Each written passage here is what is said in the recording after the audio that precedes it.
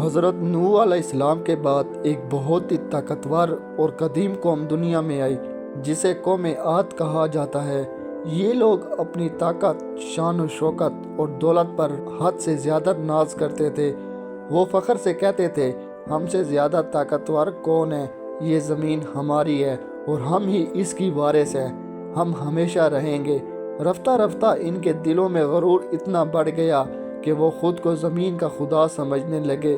یہ لوگ پہاڑوں کو کاٹ کر ان میں شاندار محل بناتے تھے اور فخر سے کہتے تھے، دیکھو ہم نے کیسے عظیم محل بنائے ہیں، یہ کیا کوئی ہمیں گرا سکتا ہے؟ قوم عاد حضرت نوح علیہ السلام کی نسل سے تھی اور ان کے بیٹے سام علیہ السلام کی اولاد میں سے تھی۔ اللہ تعالیٰ نے انہیں بے مثال جسمانی طاقت، خوبصورتی، دولت، زرخیز زمینیں اور بے شمار وسائل عطا کیے تھے۔ ان کے قد پہاڑوں جیسے، جسم مضبوط اور شہر پہاڑوں کے دامن میں آباد تھے۔ وہ کہتے تھے، اگر کوئی ہم سے ٹکرائے گا تو ہم اسے مٹا دیں گے۔ یہ قوم جزیرہ عرب کے جنوبی حصے میں موجود یمن اور عمان کے درمیان ایک علاقے احقاف میں آباد تھی۔ احقاف کا مطلب ہے ریت کے بڑے بڑے ٹیلے۔ وہاں سرسبز باغات تھے، چشمے بہتے تھے، زمینیں زرخیز تھیں۔ وہ فخر سے کہتے، کیا کوئی ہے جو ہماری خوشحالی کو تباہ کر سکے؟ ان کا مشہور شہر ارم کہلاتا تھا، جسے ذات العماد یعنی اونچے ستونوں والا شہر کہا جاتا ہے۔ ان کی عمارتیں ستونوں پر کھڑی ہوتی اور آسمان سے باتیں کرتی محسوس ہوتی، لیکن یہی غرور اور تکبر ان کی بربادی کی وجہ بنا۔ وہ یہ بھول گئے تھے کہ جس رب نے انہیں یہ طاقت دی ہے وہی رب اسے چھین بھی سکتا ہے۔ وقت گزرتا گیا، ان کے دلوں میں کفر اور سرکشی بڑھتی گئی۔ آخرکار اللہ نے ان کی طرف اپنا نبی حضرت ہود علیہ السلام بھیجا۔ حضرت ہود علیہ السلام نہایت باوقار، صابر اور نیک دل نبی تھے۔ انہوں نے اپنی قوم کو پکارا، اے میری قوم، صرف اللہ کی عبادت کرو، اس کے سوا تمہارا کوئی معبود نہیں، کیا تم ڈرتے نہیں؟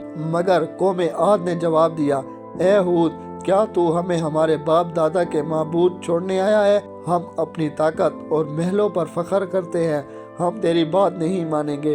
کچھ لوگ تو کھل کر مذاق اڑانے لگے، جس خدا کو ہم دیکھ بھی نہیں سکتے، اس سے ہم کیوں ڈریں؟ اگر تو نے ہمیں دوبارہ ڈرایا تو ہم تجھے مار ڈالیں گے۔ حتیٰ کہ وہ کہنے لگے، لے آؤ وہ عذاب جس سے تم ہمیں ڈراتے ہو۔ حضرت ہود علیہ السلام مسلسل سمجھاتے رہے مگر وہ ایمان نہ لائے۔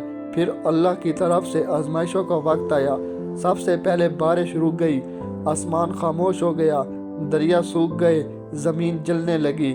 3 سال تک بارش کا ایک قطرہ نہ گرا۔ کھیت تباہ ہو گئے، درخت سوکھ گئے، جانور پیاس سے مرنے لگے۔ لوگ آسمان کی طرف دیکھتے مگر صرف دھول اور دھواں نظر آتا۔ آخر ایک دن آسمان پر 3 بادل نمودار ہوئے، ایک سرخ، ایک سفید، ایک کالا۔ ایک فرشتہ نازل ہوا اور کہا، اے قوم عاد، یہ تمہارے رب کی طرف سے امتحان ہے، ان میں سے ایک بادل چنو۔ قوم نے مشورہ کیا اور کہا، کالا بادل چنو، اسی میں بارش ہے۔ مگر وہ نہیں جانتے تھے کہ اس بادل میں رحمت نہیں بلکہ عذاب چھپا ہوا ہے۔ اچانک تیز ہوا چلنے لگی، ریت اور پتھر گولیوں کی طرح اڑنے لگے۔ یہ آندھی 7 راتیں اور 8 دن مسلسل چلتی رہی۔ ان کے مضبوط جسم کھجور کے کھوکھلے تنوں کی طرح زمین پر گر گئے۔ پہاڑ، محل، باغات سب ریت کے نیچے دفن ہو گئے۔ جب آندھی رکی تو پوری وادی ایک قبرستان بن چکی تھی۔ کوئی آواز، کوئی جان باقی نہ رہی۔ صرف وہ لوگ بچے جو حضرت ہود علیہ السلام پر ایمان لائے تھے۔ اللہ نے انہیں پہاڑ کی ایک غار میں پناہ دی۔ حضرت ہود علیہ السلام نے بربادی وادی کو دیکھا اور دعا کی، اے میرے رب، ہمیں غرور سے بچا اور ہمیں ہمیشہ سیدھے راستے پر رکھ۔ یوں قوم عاد مٹ گئی، مگر ان کی کہانی قیامت تک انسانوں کے لیے عبرت بن گئی۔ معزز ناظرین، اگر آپ کو یہ کہانی پسند آئی ہو تو ہمارے یوٹیوب چینل انفارمیشن وتھ سمت کو سبسکرائب بھی کر دیں، اس ویڈیو کو لائک بھی کر دیں اور اس ویڈیو کا لنک آگے دوستوں کے ساتھ شیئر بھی کر دیں۔